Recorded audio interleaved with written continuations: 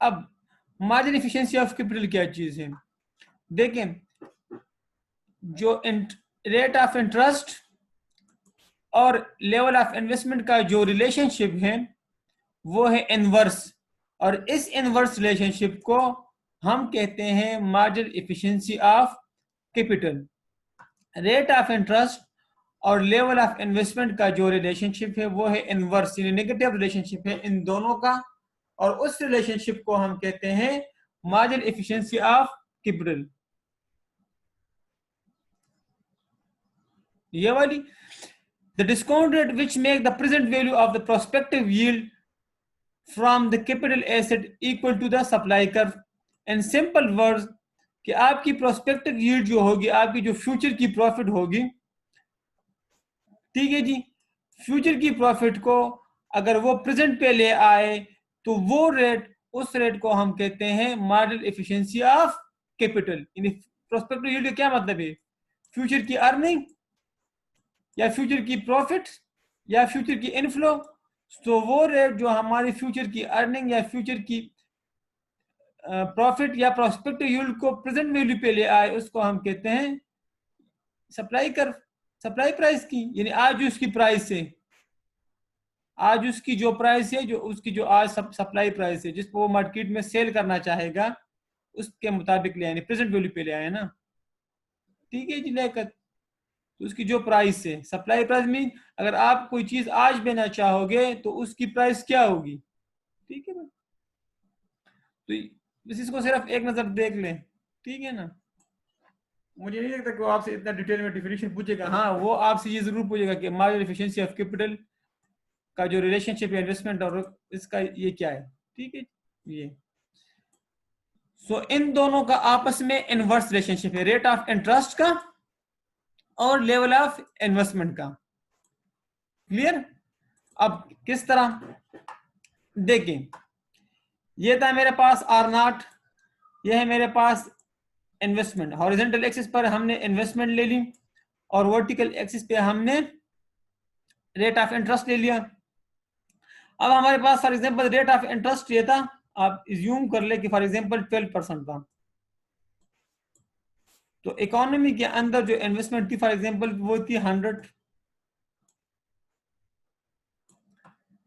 Clear ji?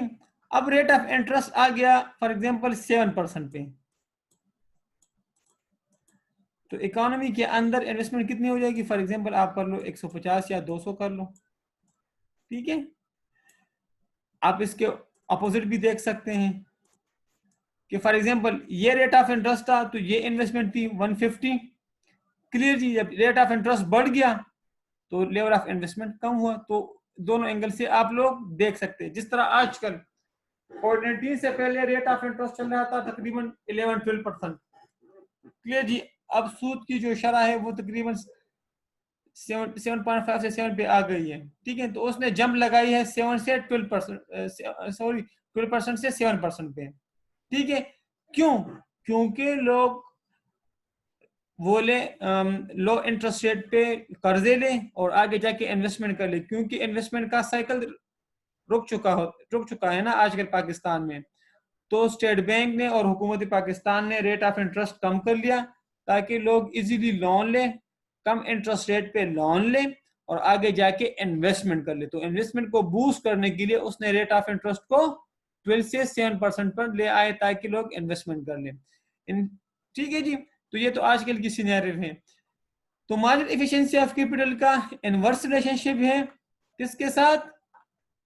Sorry, level of investment का inverse relationship है rate of interest के साथ। तो इस पॉइंट में कोई कंफ्यूजन, इस कर्व में कोई कंफ्यूजन शाबाश पूछ लें, ये बहुत इंपॉर्टेंट सवाल है जी, बहुत इंपॉर्टेंट।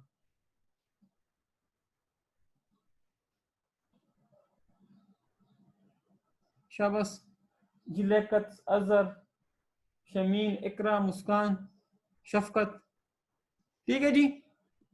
तो जितना रेट ऑफ इंटरेस्ट कम होगा उतना लोग कम इंटरेस्ट रेट पे लोन लेंगे और वो आगे जाके इन्वेस्टमेंट करेंगे। लेकिन अगर रेट ऑफ इंटरेस्ट हाई होगा तो फिर लोगों को हाई इंटरेस्ट रेट पे लोन अवेलेबल होगा और वो इनकरेज नहीं होंगे कि वो जाके आगे इन्वेस्टमेंट कर लें। तो इसमें कोई कंफ्यूजन शाबाश।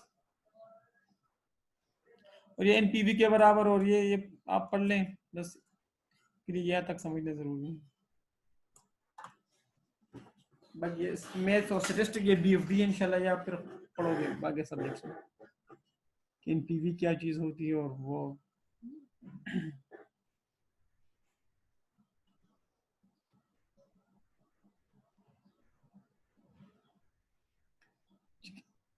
समझ आ गई कि नहीं यार? हाँ या ना में जवाब देना ना। अगर समझ आ गई तो फिर मैं आगे चला जाऊं। आप लोग इतने खामोश क्यों हैं? क्या नींद पूरी नहीं हुई? क्या मसला है?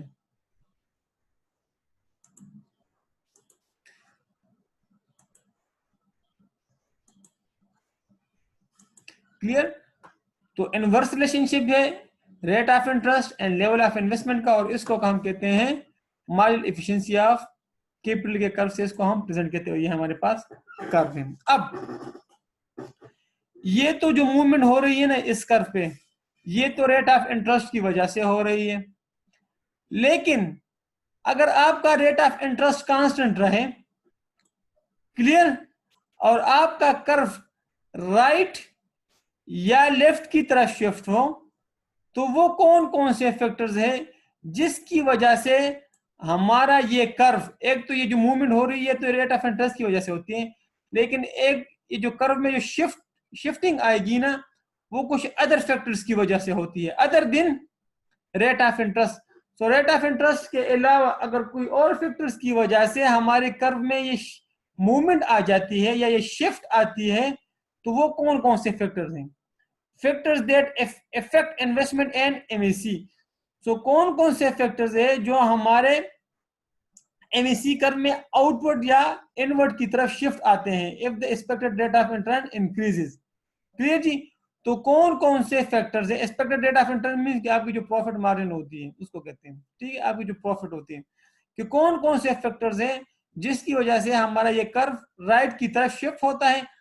अगरचे रेट ऑफ इंटरेस्ट कांस्टेंट रहा लेकिन फिर भी इन्वेस्टमेंट में इंक्रीज आया, अगर जी रेट ऑफ इंटरेस्ट कांस्टेंट रहा और रेट एमएसी कर्व में इनवर्ड आया, जो शिफ्ट हुई इनवर्ड हुई, वो कौन कौन से फैक्टर्स हैं?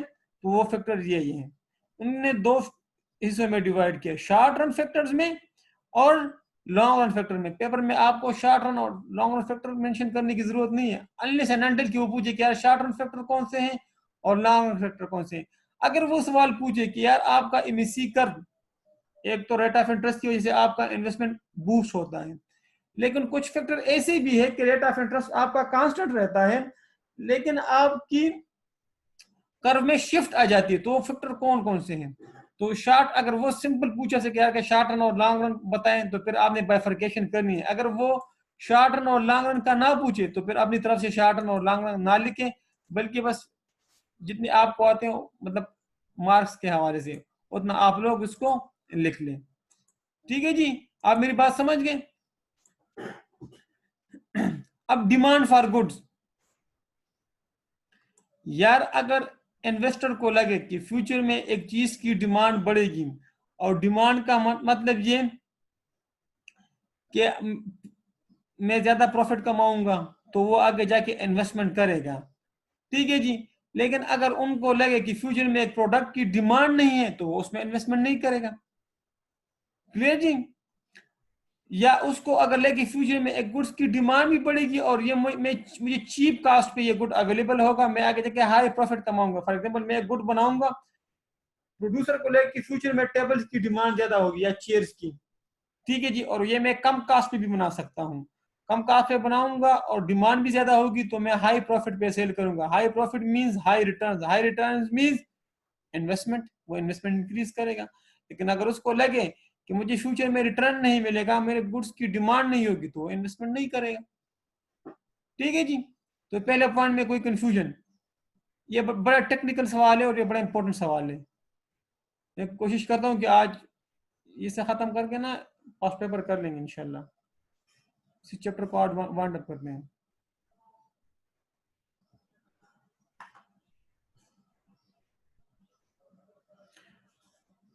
चेंज इन इनकम, अगर उसको लगे इन्वेस्टर को कि फ्यूचर में मेरी जो इनकम होगी वो ज्यादा हो जाएगी, या तो मुझे टैक्स कंसेशन मिलेगा, मतलब हुकूमत मुझको टैक्स रिलीफ देगी, ठीक है, मैं बिजनेस शुरू करूंगा तो फ्यूचर में चांसेस है कि मुझे हुकूमत टैक्स रिलीफ दे। टैक्स रिलीफ का मतलब ये है कि मेरी डिस्पोजेबल इनकम हाई होगी, मुझे मुझ पर ना तो टैक्स लगेगा, अगर टैक्स लगेगा तो कम टैक्स लगेगा, तो कम टैक्स का लगना या टैक्स का नहीं लगना आपकी इनकम में इंक्रीज लेके आते हैं। आप लोगों को पता है ना कि आपकी पर्सनल इनकम से जब हम टैक्सेस माइनस करते हैं तो वो आपके पास डीपीआई बनता है। जी जी बिल्कुल, डीपीआई या आपकी नेटवर्थ ज्यादा हो जाएगी। तो अगर उसको लेके फ्यूचर फ्यूचर में गवर्नमेंट मुझे टैक्स रिलीफ देगी, ज्यादा टैक्सेस नहीं लगाएगी या बिल्कुल टैक्स नहीं लगाए, तो मुझे फ्यूचर में इनकम ज्यादा होगा, जिसकी वजह से इन्वेस्टर इनकरेज होते हैं। देखिए टैक्सेस इन्वेस्टर को डिस्करेज करती हैं और टैक्स कंसेशन या रिलीफ इन्वेस्टर को इनकरेज करती है। तो अगर कोई इसको कोई इंकरेजमेंट वाली फैक्टर मिलती है तो वो आगे जाके इन्वेस्टमेंट करेगा। लेकिन अगर उसको लगे कि यार फ्यूचर में मैं इन्वेस्टमेंट भी करूंगा और हुकूमत मजीद टैक्सेस लगाएगी तो मेरी तो इनकम कम हो जाएगी ज्यादा टैक्सेस लगने की वजह से, तो वो फिर इन्वेस्टमेंट नहीं करेगा। जी इन दो पॉइंट्स में कोई कंफ्यूजन?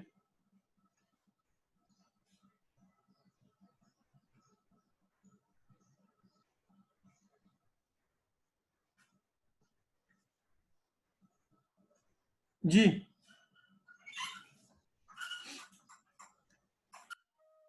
लिक्विड एसेट, देखो दो तरह के एसेट्स होते हैं, एक को कहते हैं लिक्विड एसेट, एक को कहते हैं इनलिक्विड एसेट। लिक्विड एसेट वो होते हैं जो कि या तो कैश फॉर्म में होते हैं या easily convertible into cash form में होते हैं। Clear ji? फॉर एग्जांपल आपके पास कैश फॉर्म में पैसे हैं, लिक्विड एसेट है। आपके पास चेक है, फॉर एग्जांपल बैंक में पैसे पड़े हैं, आप किसी भी टाइम चेक को इशू कर सकते हैं और उसको इजिली कन्वर्टेबल इनटू कैश कर सकते हैं। आपके पास गोल्ड पड़ा है, वो भी इजिली लोग एक्सेप्ट करेंगे और आपको कैश दे देंगे। क्लियर जी? इसको कहते हैं लिक्विड एसेट। लिक्विड एसेट या तो कैश होगी या वो चीजें जो इजिली कन्वर्टेबल इनटू कैश हो, इसको कहते हैं लिक्विड एसेट। लेकिन एक होते हैं इनलिक्विड एसेट, फॉर एग्जांपल लैंड वगैरह, और आपके पास अगर लैंड पड़ी हो तो आप उसको इजीली कन्वर्टेबल इनटू कैश नहीं कर सकते। फॉर एग्जांपल वो टाइम लेता है, उसकी डॉक्यूमेंटेशन होती है अगर आप उसको सही तरीके से बेचना चाहें, ठीक है ना?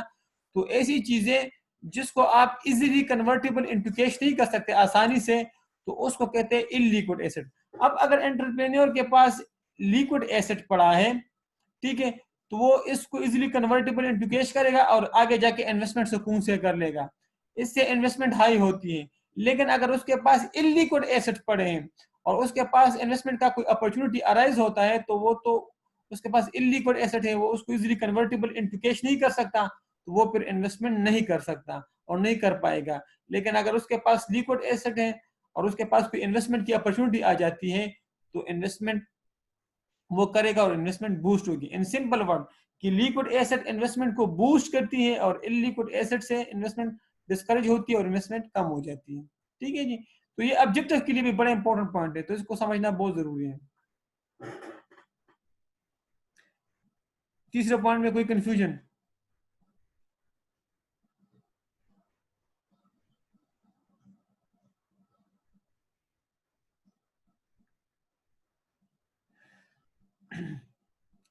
Current rate of investment. अब अगर इन्वेस्टर को लग रहा है कि मार्केट में ऑलरेडी इतनी इन्वेस्टमेंट हो चुकी है कि अगर मैं भी इन्वेस्टमेंट कर लूं तो मुझे कोई रिवार्ड नहीं मिलेगा, ऑलरेडी मार्केट से लोगों ने इतना कमाया हुआ है, इन्वेस्टमेंट से इतना कमाया हुआ है और मार्केट में अब कुछ दम ही नहीं है, तो वो इन्वेस्टमेंट नहीं करेगा। लेकिन अगर इन्वेस्टर को लगे कि यार फला फील्ड में लोगों ने इन्वेस्टमेंट नहीं किया, फ्यूचर में लग रहा है कि इससे प्रॉफिट जनरेट होगा और ठीक ठाक प्रॉफिट कमा लेंगे हम, तो वो आगे जाके इन्वेस्टमेंट कर लेगा। ठीक है जी? तो करंट रेट ऑफ इन्वेस्टमेंट अगर एक जगह पर बहुत ज्यादा इन्वेस्टमेंट हो चुकी है और लोगों ने ठीक ठाक उससे प्रॉफिट फायदा ले लिया है, तो इन्वेस्टर कभी भी उधर इन्वेस्टमेंट नहीं करेगा, क्योंकि ऑलरेडी उसमें इतने लोग काम कर रहे हैं, मुझे क्या फायदा होगा? ठीक है, अगर फायदा भी होगा तो वो एक नेग्लिजिबल होगा, ठीक है ना, एक नॉमिनल से होगा। लेकिन अगर उसको लग रहा है कि अगर फला जगह पर लोगों की इन्वेस्टमेंट नहीं है, मैं भी इन्वेस्टमेंट करूंगा ठीक है ना, तो ठीक ठाक प्रॉफिट कमा, जिस तरह आज लोग ऑनलाइन उसमें कर रहे हैं, ऑनलाइन शॉपिंग में और इस तरह की अमेजोन वगैरह में, ठीक है ना। तो उसमें बहुत फ्यूचर लोगों को लगे, फ्यूचर प्रोस्पेक्टस बहुत ज्यादा है, अभी लोगों ने इतना इन्वेस्टमेंट नहीं किया उसमें, तो एक इन्वेस्टमेंट अपॉर्चुनिटी अच्छी अपॉर्चुनिटी है, तो इसमें कोई मसला।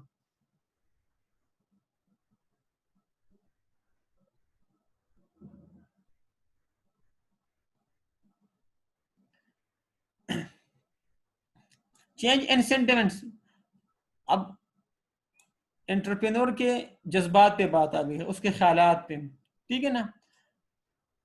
फॉर एग्जाम्पल एंटरप्रेन्योर को लग रहा है कि शायद फ्यूचर में हालात, अगर वो ऑप्टिमिस्टिक हो फ्यूचर के हालात के मुताबिक, यार फ्यूचर में हालात ठीक हो जाएंगे और मैं इन्वेस्टमेंट कर लूंगा, मुझे प्रॉफिट आ जाएगा, अब उस सेंटिमेंट्स पे आ गया ना, ठीक है। वो समझ रहा है कि फ्यूचर में शायद हालात ठीक हो और इन्वेस्टमेंट कर लेंगे और हम एक ठीक ठाक प्रॉफिट कमा लेंगे, ठीक है ना, तो वो इन्वेस्टमेंट करेगा। लेकिन अगर उसके सेंटिमेंट्स, उनके इमोशन उसको इजाजत नहीं दे रहे कि यार फ्यूचर में हालात सही होंगे, नहीं यार मुझे नहीं लगता कि हालात सही होंगे, और वो पेसिमिस्टिक है फ्यूचर के हालात के मुताबिक कि नहीं लगता कि यार इधर इन्वेस्टमेंट करेंगे कुछ हमें कोई फायदा होगा मेरे ख्याल के मुताबिक, तो वो कभी भी उधर इन्वेस्टमेंट नहीं करेगा, ठीक है। तो चेंज इन सेंटिमेंट उसके जज्बात और ख्यालात पर डिपेंड करता है कि वो किस तरह सोचता है इकोनॉमी को। अगर वो इकोनॉमी के बारे में ऑप्टिमिस्टिक है और उसको लगे कि इकोनॉमी अच्छी होगी, इन्वेस्टमेंट अपॉर्चुनिटी क्रिएट होगी और मैं जाके इन्वेस्टमेंट करूंगा और मुझे रिटर्न मिलेगा, यानी प्रॉफिट मिलेगा, तो वो इन्वेस्टमेंट करेगा और इन्वेस्टमेंट बूस्ट होगी। लेकिन अगर उसको लग रहा है, उसकी सेंटिमेंट्स उसको कह रही है कि यार मुझे नहीं लगता कि फ्यूचर में हालात ठीक हो जाएंगे और इन्वेस्टमेंट अपॉर्चुनिटी क्रिएट होंगी, तो वो कभी भी इन्वेस्टमेंट नहीं करेगा। तो इस सेंटिमेंट्स पर डिपेंड करता है, ठीक है। तो ये 5 शॉर्ट रन में थे। अगर अनलिसनली को आपसे पूछे शॉर्ट रन लेके, तो तब आप लोग शॉर्ट रन और लॉन्ग रन में बाइफरकेशन करें, वरना अदरवाइज आप मेंशन ना करें कि ये शॉर्ट रन पॉइंट है कि लॉन्ग रन पॉइंट है, ठीक है जी। अगर वो आपको ओपन छोड़ दे तो जी शाबाश, 3-4 पॉइंट्स में कोई मसला। जी सदीक सब आप लोगों ने थोड़ा सा लेट ज्वाइन किया,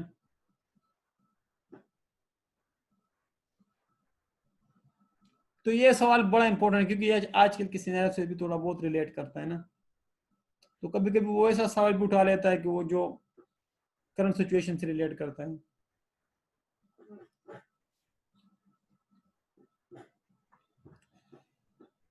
अब लॉन्ग रन फैक्टर क्या है?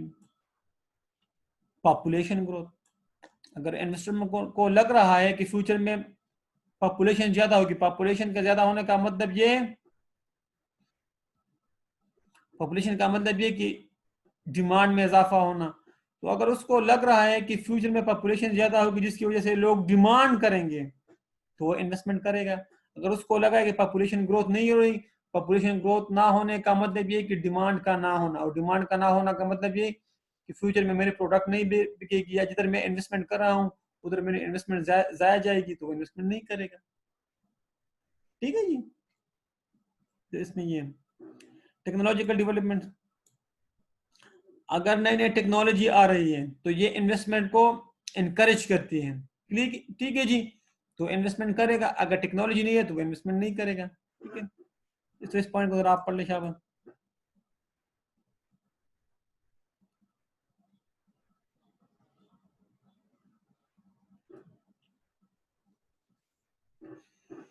तो टेक्नोलॉजिकल डेवलपमेंट इन्वेस्टमेंट को इनकरेज करती है और ऑब्सोलीट टेक्नोलॉजी इन्वेस्टमेंट को डिस्करेज करती है। इसने एग्जांपल भी दिया ऑटोमोबाइल और स्टील वगैरह इंडस्ट्री की।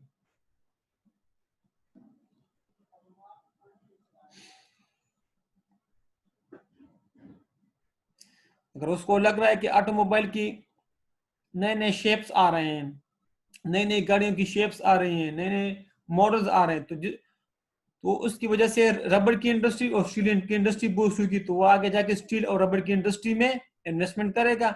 लेकिन अगर उसको लग रहा है कि यार वही पुराने शेप्स चल रहे हैं, वही पुराने गाड़ियों के मॉडल चल रहे हैं, तो वो फिर आगे जाके स्टील और रबड़ की इंडस्ट्री में इन्वेस्टमेंट नहीं करेगा, ठीक है। तो इसका मतलब उसने एग्जाम्पल भी दी। तो इन 2 पॉइंट्स में जी कोई कंफ्यूजन?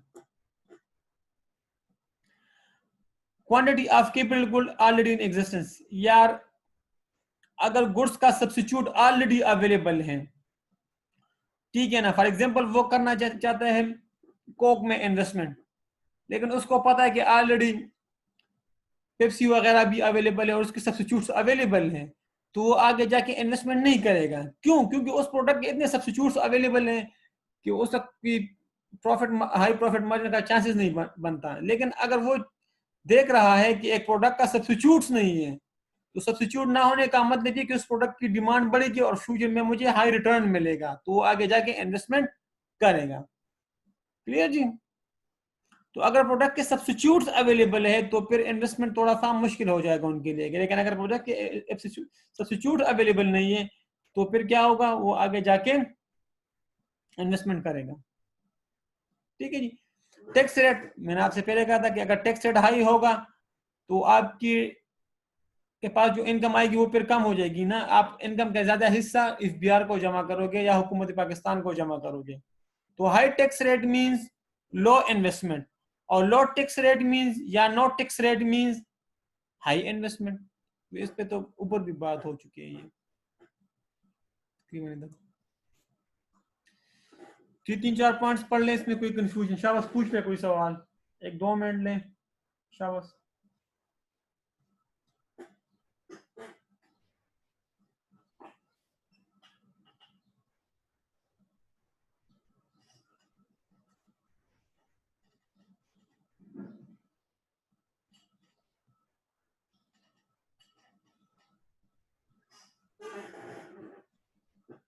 ठीक है जी। तो ये सवाल करने बड़ा इंपॉर्टेंट है।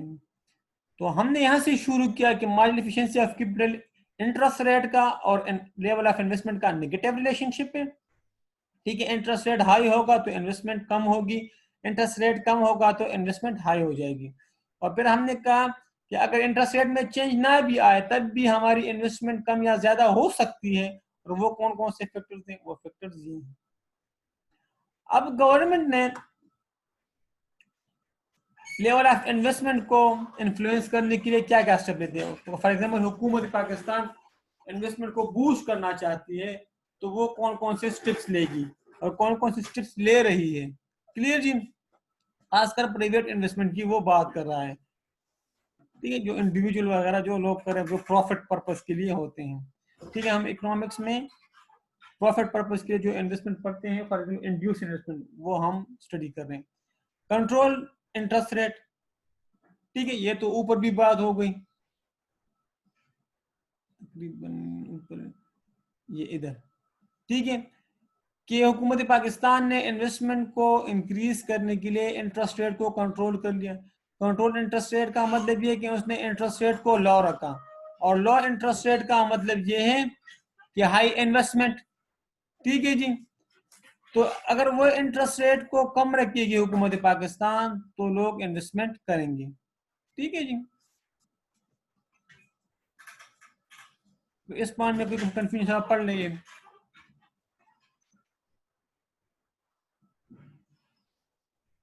ठीक है, इसको पढ़ ले शाबाश, ये बड़ा इंपॉर्टेंट सवाल है जी। आप इजीली लोन ले सकते हो ना, जिस तरह अभी सिचुएशन है। पहले आप अगर लोन लेते थे खाकान, तो आपको 12% इंटरेस्ट रेट देना पड़ता था। फॉर एग्जांपल आप 100 रुपए लेते थे और एक साल बाद आपने लोन वापस करना था तो आपने 112 रुपए देने होते। मैं आपको एक ले में किस बारे समझाता हूँ ना। लेकिन अगर अभी आप लोन लेते हो, क्योंकि अभी हालात सख्त हो चुके हैं और लोग इन्वेस्टमेंट नहीं करे, तो उन्होंने इन्वेस्टमेंट को बढ़ाने के लिए स्टेट बैंक ने इंटरेस्ट रेट कम कर दिया। अभी आप वही 100 रुपए लोगे तो एक साल बाद आप 107 रुपए दोगे या 106 रुपए। ठीक है ना? तो इसी तरह आप इजीली कम इंटरेस्ट रेट पे आप पैसे ले सकते हो, आप जाके इन्वेस्टमेंट करोगे ना। आपके पास अपने पैसे तो नहीं होते हैं, आप बैंक से लोन लोगे और उसको आगे जाके इन्वेस्ट करोगे ना। दो बातें हो सकती हैं, अगर आपने लोन लिया और आपने आगे जाके इन्वेस्टमेंट कर लिया, या कोई दूसरी बात ये कि आपने लोन लिया और आपने कंज्यूम कर लिया अयाशियों पर। लेकिन हम इधर पढ़ेंगे कि फॉर एग्जाम्पल हमने कोई लोन वगैरह ले लिया तो हम उसको प्रॉफिट पर्पस के लिए इस्तेमाल करेंगे। आप समझ आ गई खाकान?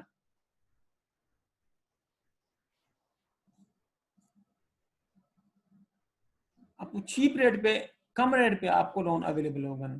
ठीक है भाई।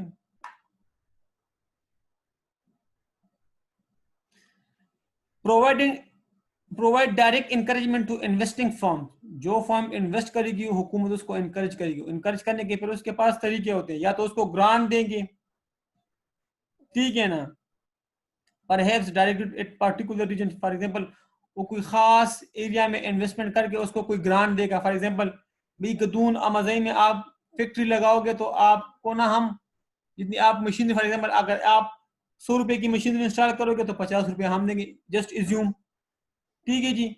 या जो आप bye lowering the cost of investment, अगर आप बिजनेस शुरू करोगे ना, जिस तरह अभी ईज ऑफ डूइंग बिजनेस का नाम सुने आप लोगों ने, ईज ऑफ डूइंग बिजनेस, इस तरह की टर्मिनोलॉजी सुने कि नहीं? ये भी खान साहब की हुकूमत ने ये टर्मिनोलॉजी इंट्रोड्यूस की थी कि आप बिजनेस शुरू करोगे ना तो आपकी जो फॉर्मेलिटीज होगी ना बिजनेस शुरू करने के लिए वो हम थोड़े से आसान कर लेंगे, ईज ऑफ डूइंग बिजनेस, ठीक है ना।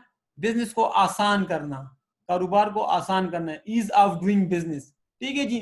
तो हुकूमत आपको मुख्तलिफ तरीकों से इनकरेज करती है, या तो आपको वो ग्रांट देगी डायरेक्ट, यार 100 की मशीन इंस्टॉल करोगे 50 हमसे ले लेना, ठीक है जी। या बिजनेस शुरू करने के जितने डॉक्यूमेंटेशन है, जितने भी मसले होते हैं ना, वो आपके लिए आसान कर देंगे, आप इतनी सख्त फॉर्मेलिटी नहीं लगाएंगे। या आपको टैक्स इंसेंटिव दे देंगे, फॉर एग्जांपल आप गदून अमाजई में इंडस्ट्री लगाओगे, हम आपके लिए आपको 5 साल के लिए टैक्स नहीं लगाएंगे। तो हुकूमत इस तरह के स्टेप्स वगैरह लेती है। या यार हम आपको टैक्स रिलीफ देंगे, क्लियर जी। तो इन दो पॉइंट्स में कोई confusion?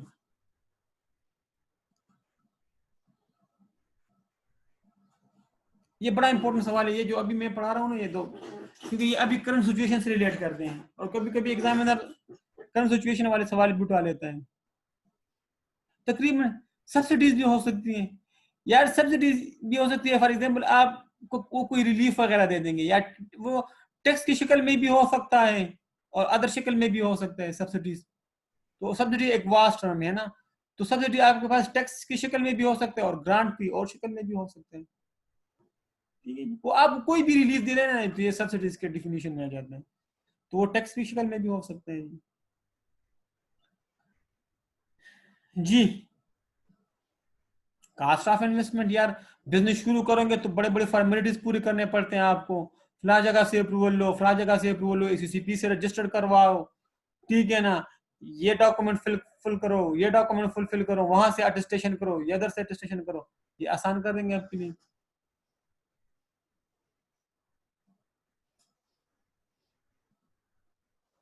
Bye improving the rule of law, यार इसको मैं देख लूंगा इसका अपना मीनिंग क्या है, ठीक है ना, करंटली इसको मैं देख के आपको बता दूंगा कि इसकी एग्जैक्ट मीनिंग क्या है, ठीक है जी। लेकिन इसमें ये रिलीफ वगैरह आ जाते हैं, ठीक है जी, इसको मैं देख के आपको बता दूंगा जी इसके अपनी मीनिंग क्या है। ये बाकी क्लियर है कि नहीं? Seek to stimulate business confidence by developing and announcing economic policy, यार और भी उसके पास तरीके होते हैं। फॉर एग्जांपल उसने इकोनॉमिक पॉलिसी ऐसी बनाई कि जिसमें इन्वेस्टर को इनकरेज करने के लिए उसने मुख्तलिफ रिलीफ उनको दे दिए, मतलब उसका कॉन्फिडेंस बढ़ा दिया कि फॉर एग्जांपल यार उसका कॉन्फिडेंस कैसे बढ़ा दिया कि अगर आप इन्वेस्टमेंट करोगे तो हम आपको ये रिलीफ देंगे, आप इन्वेस्टमेंट करोगे हम आपको हेल्थी एनवायरनमेंट देंगे। हेल्थी एनवायरनमेंट का मतलब ये कि कोई अभी जो कल वाकया हुआ ये अपना स्टॉक एक्सचेंज में, तो ऐसी सिचुएशन में क्या बंदा इन्वेस्टमेंट कर लेगा, ठीक है ना। कोई पॉलिटिकल स्टेबिलिटी आपकी नहीं है, आपकी इकोनॉमिक स्टेबिलिटी, इकोनॉमिक पॉलिसी तो वैसे वैसा का वैसा बेड़ा करके, ठीक है। आपकी जीडीपी नेगेटिव में चली गई है, इन्वेस्टर कॉन्फिडेंट नहीं है पाकिस्तान में इन्वेस्टमेंट करने के लिए, क्योंकि ऑलरेडी आपकी जीडीपी नेगेटिव में चली गई है। तो अगर एक ऐसी इकोनॉमिक पॉलिसी बनाए कि जिससे इन्वेस्टर को कॉन्फिडेंस हो, जिसको इन्वेस्टर को लग रहा हो कि फ्यूचर में अपॉर्चुनिटीज अच्छी होगी इन्वेस्टमेंट की, तो वो आगे जाके इन्वेस्टमेंट करेगा। तो हुकूमत का काम ये भी है कि वो एक ऐसी इकोनॉमिक पॉलिसी बनाए कि वो अट्रैक्ट करे इन्वेस्टर को, चाहे आपके इंटरनल इन्वेस्टर हो चाहे आपके एक्सटर्नल इन्वेस्टर हो, कि उसको वो अट्रैक्ट कर ले कि वो आके पाकिस्तान में इन्वेस्टमेंट कर ले। तो हुकूमत ने एक ऐसी पॉलिसी, फॉर एग्जांपल हुकूमत ने इकोनॉमिक पॉलिसी बनाई कि यार जो भी पाकिस्तान में इन्वेस्टमेंट करेगा ना, बाहर से कोई बंदा आएगा, फॉर एग्जांपल हम उसको ना 1 साल उस पर टैक्स नहीं लगाएंगे, जस्ट उसने एक पॉलिसी बनाई, ठीक है जी। या उसने एक पॉलिसी बनाई कि इन्फ्लेशन रेट कम होगा, इन्वेस्टर इनकरेज होगा। या उसने फॉर एग्जांपल इकोनॉमिक पॉलिसी बनाई कि आप पाकिस्तान से आसानी से डिविडेंड ले जा सकते हो, आप जो प्रॉफिट कमाओगे पाकिस्तान में उस पर इतने स्ट्रिक्ट रूल्स नहीं होंगे, एक पॉलिसी उसने बनाई, तो इससे इन्वेस्टर इनकरेज होगा। तो इन्वेस्टर की कॉन्फिडेंस बिल्ड करने के लिए वो मुख्तलिफ इकोनॉमिक पॉलिसी बनाएंगे। ठीक है जी, तो ये एक वास्ट टर्मिनोलॉजी है। अगर for example economic policy time to time change भी होती है तो फिर क्या होता है, उससे भी इन्वेस्टर डिस्करेज होते हैं, क्योंकि वो फिर क्या करते हैं, वो डिसीजन नहीं लेता। ठीक है, उसकी डिसीजन पावर खराब हो जाती है कि यार कल तो उन्होंने इन्फ्लेशन रेट इतना रखा, आज उन्होंने इन्फ्लेशन रेट बढ़ा दिया। फॉर एग्जांपल ऑयल की प्राइस गिर गई थी तो लोग इन्वेस्टमेंट नहीं कर रहे थे, ऑयल की प्राइस बढ़ गई तो लोग इन्वेस्टमेंट करेंगे फिर ऑयल इंडस्ट्रीज में। ठीक है, तो इस तरह का फ्रीक्वेंटली प्राइस गिरती ऊपर चढ़ती जाती है, प्राइस फ्लक्चुएशन ज्यादा होती रहेगी, तो इन्वेस्टर फिर डिसीजन लेगा कि हम ऑयल इंडस्ट्री में इन्वेस्टमेंट करें कि ना करें। तो अगर एक स्टेबल पॉलिसी होगी, स्टेबल पॉलिसी, तो आगे जाके इन्वेस्टर कॉन्फिडेंट होता है और जाके डिसीजन लेता है कि मैं इन्वेस्टमेंट करूं कि ना करूं। लेकिन अगर एक पॉलिसी, इकोनॉमिक पॉलिसी आपकी फ्रीक्वेंटली चेंज होती रहती है तो फिर इन्वेस्टर डिसीजन नहीं ले सकता, उसकी डिसीजन पावर थोड़ी सी खराब हो जाती है। तो इस ये इकोनॉमिक पॉलिसी हम पढ़ेंगे, कम्युनिटी पॉलिसी क्या होती है, फिस्कल पॉलिसी है, फिर हम आगे चला पढ़ेंगे। टेक्नोलॉजिकल डेवलपमेंट, मैंने आपसे ये भी कहा कि अगर टेक्नोलॉजिकल डेवलपमेंट है तो इन्वेस्टर इनकरेज होगा। तो हुकूमत टेक्नोलॉजिकल डेवलप की तरफ भी ध्यान दे रही है। ठीक है जी, कि आप नई नई टेक्नोलॉजी आए जिससे इन्वेस्टर इनकरेज हो और वाकई इन्वेस्टमेंट कर लें। ये तो अभी अभी ऊपर हमने पढ़ लिया जी। इन 3-4 पॉइंट में कोई कंफ्यूजन?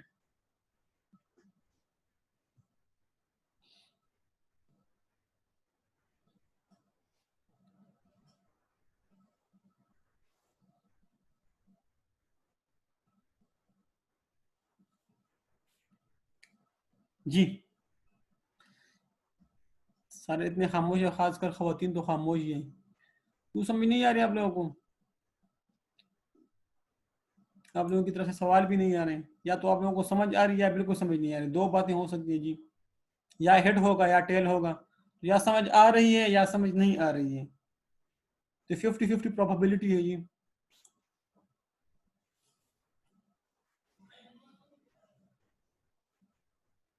ठीक है जी, इकोनॉमिक पॉलिसी इंशाल्लाह हम डिटेल में पढ़ेंगे सब, पूरे मॉनेटरी पॉलिसी, फिस्कल पॉलिसी में वो करेंगे नहीं। देखो हुकूमत की पॉलिसी क्या होगी इकोनॉमी को चलाने के लिए, क्या इन्फ्लेशन रेट होगा, ठीक है ना, तो किस तरह अनएम्प्लॉयमेंट रेट क्या होगा, तो इंशाल्लाह डिटेल में पढ़ेंगे हम।